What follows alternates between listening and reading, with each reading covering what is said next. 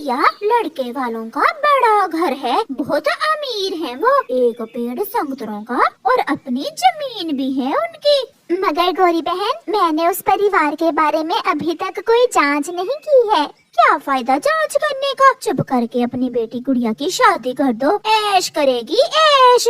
चिड़िया की बेटी जवान थी, उसे अब अपनी बेटी की शादी की चिंता हो रही थी। रिश्ता एक अमीर घराने से आता है। नदी पर लूसी चिड़िया को मिलती है। चिड़िया, भाग्यशाली है तुम्हारी बेटी जो इतने अमीर परिवार से रिश्ता आया है। सुना है लड़का चिड़ा बहुत अमीर है। हाँ लूसी, सुना तो मैंने भी है, मगर मैंने अभी तक उससे कोई जांच नहीं की है। जांच क्या करनी है, लड़का अमीर है, कम से कम हमारी गुड़िया को जिंदगी की सारी सहूलतें तो देगा। पक्का घर है, अच्छा खाने को मिलेगा, और क्या मांग है तुम्हारी। अभी तक मैंने गुड़िया से बात भी नहीं की, मैं अपनी बेटी से तो बात कर लूं। हरियाली तोती भी वहाँ आ जाती है। लड़कियों से क्या पूछना चिड़िया, लड़का अच्छा है, परिवार अमीर है, चुप करके हाँ कर दो और शादी कर दो गुड़िया की।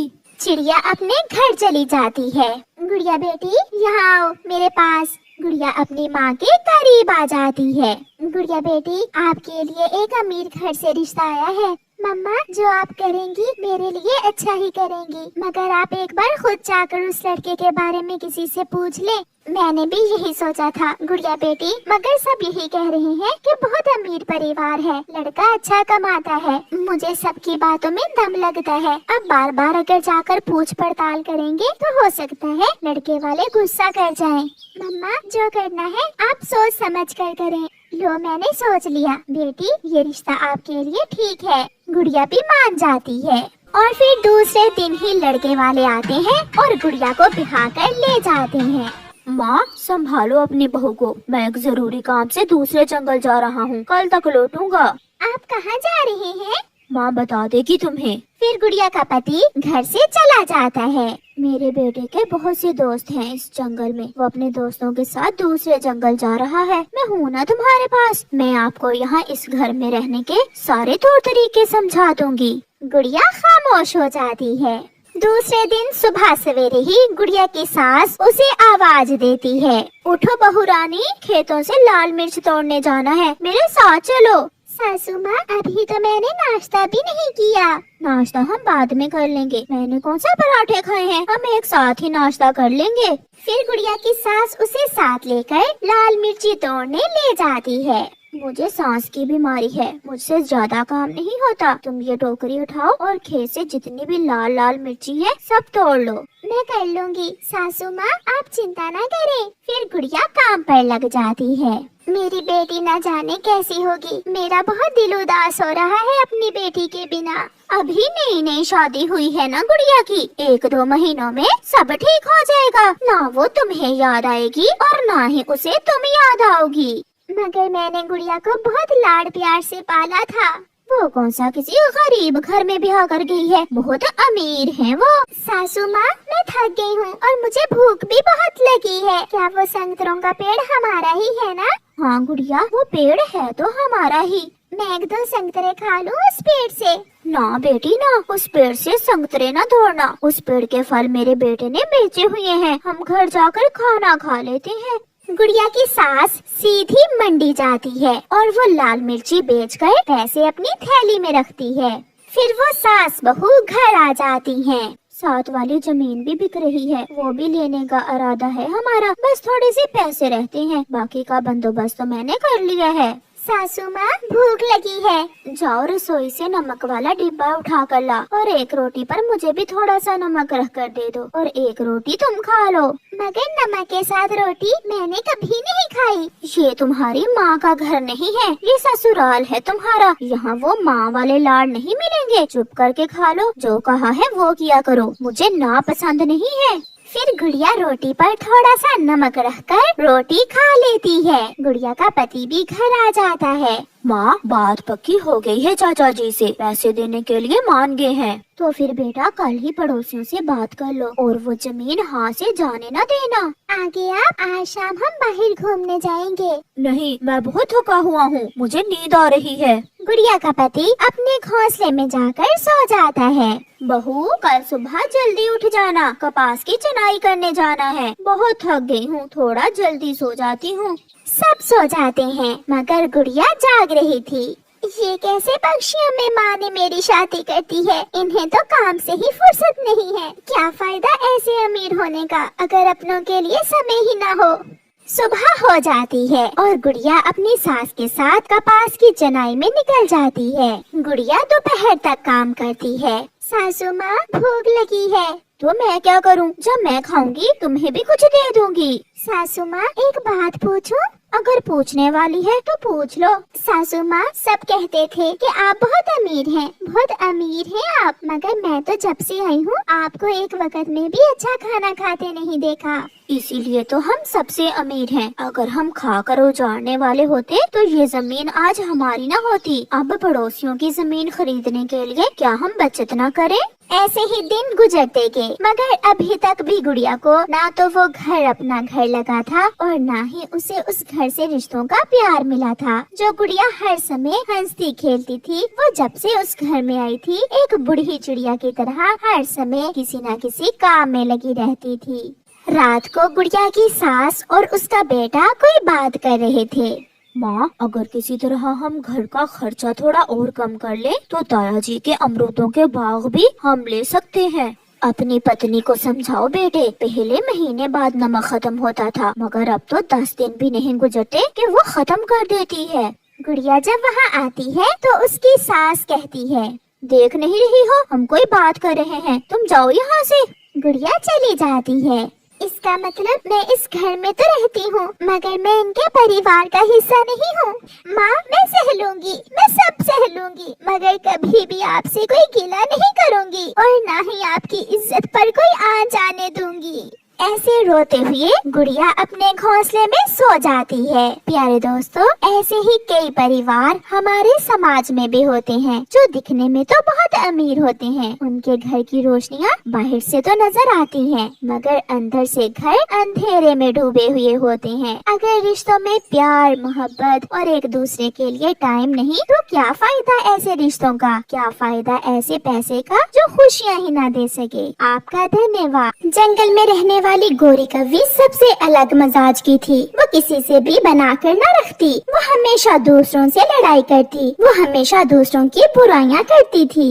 गौरी बहन, मेरे बेटे ने उड़ना सीख लिया है। तो मैं क्या करूं? जाकर उड़ाओ अपने बेटे को, मुझे क्यों बता रही हो? मैंने खुशी से आपको बताया और आप हमेशा की तरह लड़ना शुरू हो गई हो। फिर लूसी गोरी के पास आती है। गौरी बहन, मैंने नया घर बनाया है। तो मैं क्या करूं? मुझे क्या लेन देन तुम्हारे नए घर से? जाकर रहो अपने घर में। ऐसे वो कव्वी सभी पक्षियों के साथ उल्टी ही बात करती थी। आहिस्ता आहिस्ता सभी पक्षी उस कव्वी से दूर होते गए और अब कोई भी उससे बात नहीं करता था। रानो चिड़िया उस कव्वी के पड़ोस में रहती थी। गौरी कव्वी उससे भी बहुत जलती थी। वो हर समय उसे तंग करने का कोई ना कोई उपाय बनाती रहती। गुड़िया बेटी, आज हम अपने सारे दोस्तों को दावत पर बुलाएंगे। आप जाएं, कबूतर अंकल और मिठू अंकल को बताएं और मैं बुलबुल को बता आती हूँ। मम्मा, अभी अभी हरियाली आंटी नदी की तरफ गई है, मैं उन्हें बता आती हूँ। ऐसे वो माँ बेटी अपने घर से निकलती हैं। हरियाली आंटी, आज शाम आपकी दावत है हमारे घर, आप जरूर आना। कबूतर अंकल, मम्मा ने भेजा है मुझे, आज शाम का दाना आप हमारे घर आकर खाना। फिर तो बहुत मजा आने वाला है आज शाम। ऐसे गुड़िया सबको बता देती है। गौरी बहन, आज शाम आप भी जरूर आना, मैंने सब पक्षियों को दावत पर बुलाया है आज शाम। मैं काली गोरी हूँ, मैं दूसरे पक्षियों के साथ बैठकर भोजन नहीं खा सकती और वो गंदी आँखों वाला कबूतर तो मुझे बहुत बुरा लगता है, मैं नहीं आऊंगी। चिड़िया वहाँ से चली जाती है। चिड़िया, मैं तुम्हारी बेइज्जती करवा दूंगी दूसरे पक्षियों के सामने, शर्मिंदा करूंगी तुम्हें। ऐसे सोचकर गोरी कव्वी जल्दी से चिड़िया के घर जाती है और चिड़िया के भोजन में कंकरियां मिला देती है। अब जो भी पक्षी दाना खाएगा उसकी टूटेगी चोंच। शाम भी हो जाती है, पक्षी आ जाते हैं। चिड़िया, तुम्हारी पड़ोसन गौरी कभी नहीं आएगी क्या? हरियाली बहन, मैं गई थी उसे आमंत्रण देने, मगर वो उल्टी सीधी बातें करने लगी। फिर सबसे पहले मिठू तोता दाना खाने लगता है। मेरी चोंच में कंकरी लगी है, दाने में कंकरियां हैं। चिड़िया, ये तो बहुत बेकार का दाना है। इससे तो अच्छा था आप हमारी दावत ना ही करती। बुलबुल भी गुस्से में थी। ऐसा मजाक आप भी हमारे साथ कर सकती हो? मैंने ऐसा नहीं सोचा था। गुड़िया बेटी, क्या ये शरारत आपकी है? मम्मा, मैं ऐसा कैसे कर सकती हूँ? मैं अपनी मम्मा को अपने दोस्तों के सामने कैसे शर्मिंदा कर सकती हूँ? सब चले जाते हैं, सब दाना खाए बिना ही चले जाते हैं। जिन्हें जाता हुआ देखकर गोरी कव्वी बहुत खुश हो रही थी। रुके, आप सब मेरी बात सुने। मगर कोई नहीं रुकता। चिड़िया घर के बाहर बैठी सबको बुला रही थी, जिसे देखकर गौरी हंसते हुए कहती है, दाने में कंकरियां डालकर दावत करती हो अपने दोस्तों की, ऐसा दाना कौन खाएगा? गौरी, ये शरारत तुमने ही की है, मगर याद रखना, आज के बाद मैं भी आपसे बात नहीं करूंगी। ऐसे ही दिन गुजरते गए और फिर एक दिन मिठू तोता पेड़ पर बैठा हुआ अपना अमरूद खा रहा था कि वहाँ गौरी कव्वी आ जाती है। ओए मोटी चोंच वाले मिठू, ये अमरूद मुझे दो। शक्ल देखी है अपनी, चल भाग यहाँ से काली कलोटी। गौरी मिठू से वो अमरूद छीनकर भाग जाती है। मिठू भी पीछे उड़ता है। गोरी आगे आगे और मिठू पीछे पीछे, मगर गोरी कहाँ पकड़ में आने वाली थी, वो तो भाग जाती है।